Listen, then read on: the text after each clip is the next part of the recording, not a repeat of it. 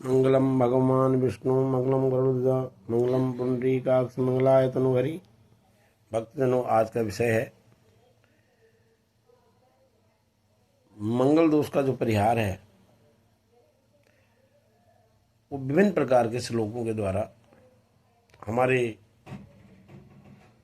विद्वान जनों ने वेद शास्त्र में 12 प्रकार के परिहार दिए हैं। बहुत से परिवार में मंगलिक दोष के कारण अपने बच्चों की शादियां नहीं कर पा रहे, और उनमें ऐसा है कि बहुत से बच्चों के सिर्फ मंगल उस घर में है, तीनों मांगलिक नहीं है। ऐसा क्यों? तो इसके बारे में आपको आज के बारे में बताया जाएगा। लग्ने वेच जामित्रे साष्टमी कुंजे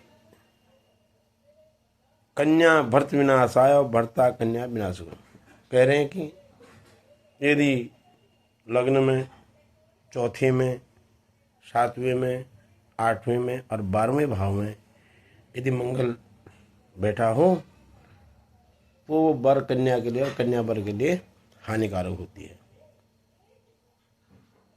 हमेशा मंगल जो है कुटुंब की वृद्धि में, वैवाहिक सुख में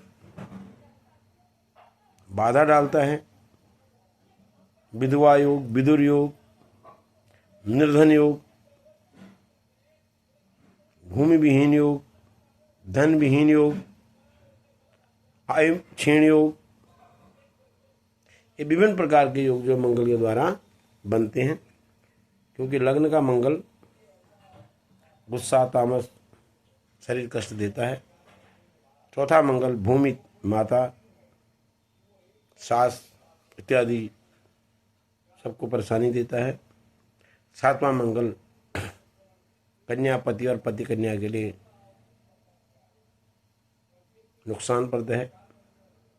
यदि नीच ग्रहों की दृष्टि 7वें भाव में पड़ा हो तो विधवा और विधुर योग भी उसके द्वारा बनते हैं। 8वें भाव में है, आयु क्षीण होती है, उदर विकार होता है, रक्त विकार होता है। और 12वें भाव में आदमी निर्धन योग बनाता है, धन विहीन योग बनाता है। तो इसीलिए शरीर, मकान, भूमि, पति, आयु और धन का होना अति आवश्यक है, जिससे हमारा कुटुंब चलता है।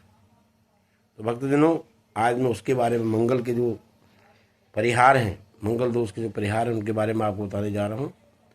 आप ध्यान से सुनिए। घूने मीटे घटी चष्टि भूम दोषो विद्यति, एक श्लोक है। घूने मीने, मीन का जो मंगल है यदि 7वें भाव में बैठा हो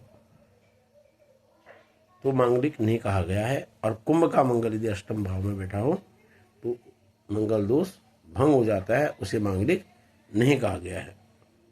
दूसरा कहते हैं, कहा गया है अजय लग्ने वे चापे पाताली वृक्षके कुंजे घूने के राष्ट्रों भूम दोषों ने विद्यते। कह रहे हैं कि मेष का जो मंगल है 4थे भाव में, वृश्चिक का मंगल 7वें भाव में, मकर का मंगल 8वें भाव में, कर्क का मंगल जो है 12वें भाव में यदि बैठा हो तो मंगलिक नहीं कहा जाता है।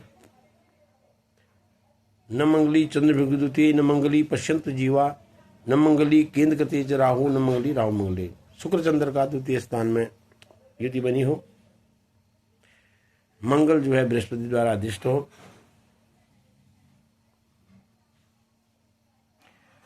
केंद्रगत राहु 1, 4, 7, 10 केंद्र है, इनमें यदि राहु बैठा हो तो भूम दोष का निवारण हो जाता है। और यदि राहु और मंगल एक साथ बैठे हुए हैं तो मंगल दोष का निवारण हो जाता है।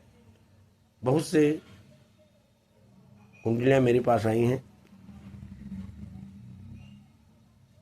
किसी के मीन का मंगल 7वें में था, किसी का कुंभ का मंगल 8वें में था, किसी का जो है मकर का 8वें में था, किसी का मेष के 4th भाव में था, किसी के वृश्चिक राशि का 7वें भाव में था, खिचका कर्क का 12वें भाव में मंगल था और केंद्रगत बहुत से बच्चों के जो है राहु बैठा था। बहुत से राहु और मंगल इकट्ठे थे और उनको मंगल दोष बता करके वो विवाह में विलंब हो रहा था। उसका निवारण करके इन श्लोकों को लिख करके आज वो अपना वैवाहिक उत्तम वैवाहिक जीवन को व्यतीत कर रहे हैं। और मेरा आशीर्वाद उनको है कि जिन लोगों ने मेरे इन श्लोकों का सम्मान किया, वेद ग्रंथों का सम्मान किया। उसी प्रकार से लड़की के जिस स्थान में मंगल बैठा हो उसी स्थान में लड़के का राहु बैठा हो, शनि बैठा हो, सूर्य बैठा हो, बृहस्पति बैठा हो, फिर भी जो है मंगल दोष भंग हो जाता है। हमेशा मंगल दोष के निवारण के लिए आपको सर्वप्रथम किसी विद्वान ज्योतिषी से